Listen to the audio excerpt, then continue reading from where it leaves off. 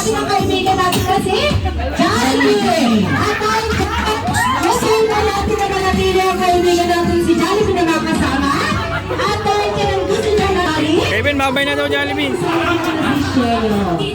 Okay, all Jollibee. Bye-bye. Please call. Ano, babay na, babay. At si Shelo, grab him away.